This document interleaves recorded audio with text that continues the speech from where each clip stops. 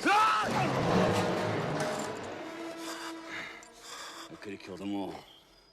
I could have killed you. In town, you're the law. Out here, it's me. Rain-soaked forests, a lone man on the run, and a town that doesn't want him. First Blood isn't just a movie. It's a tense, gripping survival story. But what you see on screen is only half the story. Behind the cameras, the production teetered on chaos. Dangerous stunts, script battles, last-minute casting changes, and a Rambo that almost never survived.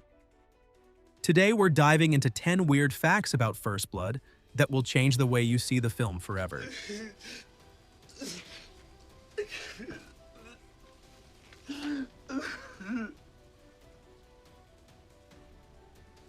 Number 1. Rambo almost died in the first film. The original ending stayed true to David Morrell's novel. Rambo dies in a standoff with Colonel Trautman. They filmed the ending where Rambo convinces Trautman to shoot him. But Stallone fought to keep Rambo alive, believing his survival would make him a symbol for real-life veterans. Test audiences hated the suicide ending, and Rambo walked away alive, paving the way for the sequels. I didn't come here to rescue Rambo from you. I came here to rescue you from him. Well, we all appreciate your concern, Colonel. I will try to be extra careful. Number 2. Kirk Douglas was originally cast as Trautman.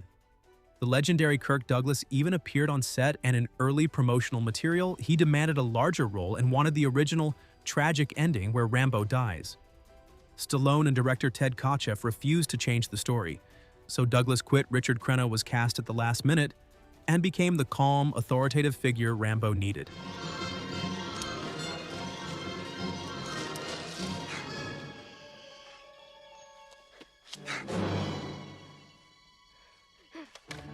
Number 3. Rambo doesn't actually kill anyone. Despite the explosive reputation, Rambo doesn't kill anyone in the first film. He severely wounds pursuers, defends himself, and survives through strategy and survival skills. The only death? Deputy Galt, who falls from a helicopter after a confrontation. Stallone's decision made Rambo a relatable underdog, not a killing machine. But I didn't do anything! I'm warning you, boy, don't make a move, I'll blow your head off! I didn't do anything! Oh! Number 4. Stallone rewrote much of the script.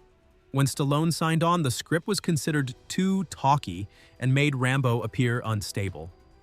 He cut half of Rambo's dialogue, emphasizing silent suffering and strategy over mindless violence, creating the iconic survivalist we know today.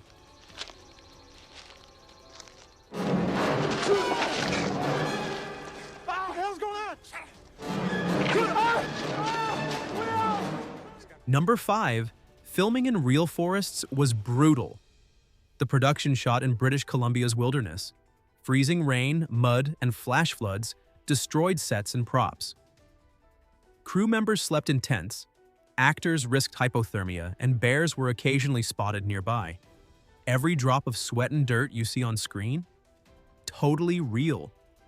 The harsh conditions pushed everyone to their physical limit, adding an authenticity that couldn't be faked.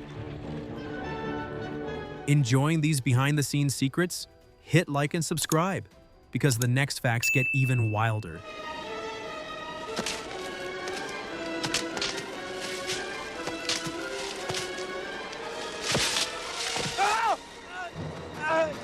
Number 6. Dangerous stunts were real. Stallone performed most of his own stunts. The cliff-jumping scene cracked a rib. Motorcycle chases, no helmet river escapes, freezing water, real rocks. His dedication pushed safety limits but gave the movie its visceral, raw edge. And every stunt he insisted on doing himself raised the tension on set just as much as it did on screen. I see some ID. All right, you're under arrest. You hear me? Now put your hands on the car. Now you put your hands on the car and you spread them. Number 7. Sheriff Teasel was grounded in reality. Brian Dennehy didn't step onto set to play a cliché villain. He wanted Teasel to feel real. He shadowed actual small-town sheriffs, learning how they spoke, how they walked, and how they dealt with drifters who didn't fit the community. Dennehy believed Teasel wasn't evil, just a man terrified of losing control of his town. That's why his hostility toward Rambo feels personal. like an officer desperately trying to prove he still runs things. The result? A villain who isn't a monster but a mirror. A man just as stubborn, wounded, and prideful as Rambo himself.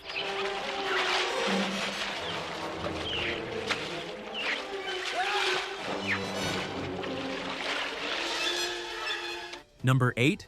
Rambo's knife became iconic. Rambo's survival knife wasn't designed to look cool. It was forged to be believable. Master bladesmith Jimmy Lyle built it to function as a real tool.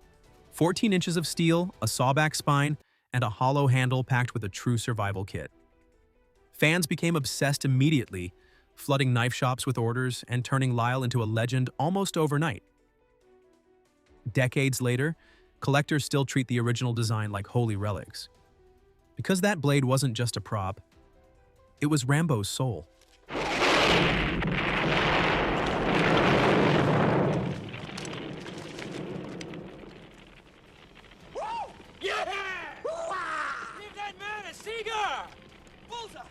Number 9. Real injuries shaped the film. The danger on screen wasn't movie magic, it was real chaos captured on camera. During a grenade stunt, debris flew farther than planned, sending a stuntman to the hospital and stopping production cold.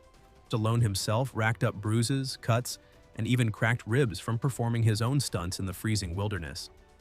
Director Ted Kotcheff later said the crew often forgot they were making a movie. It felt like they were surviving it.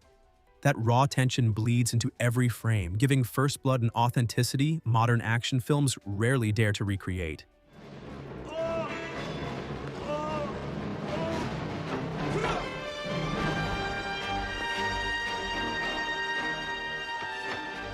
Number 10. The police town was built for chaos. The small town of Hope, Washington, was transformed into a battleground of law enforcement for First Blood. What seemed like a quiet backdrop on screen became a whirlwind of tension behind the cameras. Locals clashed with the production over noise, street closures, and the portrayal of their town, while real police officers had to juggle acting, crowd control, and safety. Sometimes in the middle of chaotic stunt sequences. Extras, townspeople, and even some business owners were terrified by how realistic the scenes felt, with explosions, stunts, and tear gas filling the streets.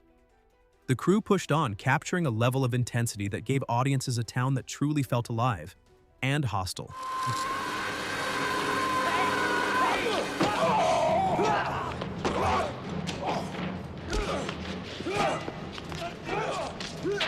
Bonus fact: Stallone's physical transformation. Rambo wasn't just a costume, he was a living embodiment of survival. Sylvester Stallone pushed his body to the absolute limit, climbing trees, running through rough terrain, and learning survival skills with a dedication bordering on obsession. He endured bruises, exhaustion, and injuries, refusing to let stunt doubles fully replace him, insisting on authenticity in every scene. It wasn't just acting, it was a physical, mental, and emotional transformation that turned Rambo into one of the most iconic action heroes of the 1980s, leaving audiences in awe of both the character and the actor behind him. Come on, move it! Which fact shocked you the most? Rambo not killing anyone, Kirk Douglas quitting, or the brutal stunts? Drop your favorite in the comments. We love reading your takes. And if you crave more behind-the-scenes Hollywood stories, hit like and subscribe, because our next video dives even deeper into cinematic legends.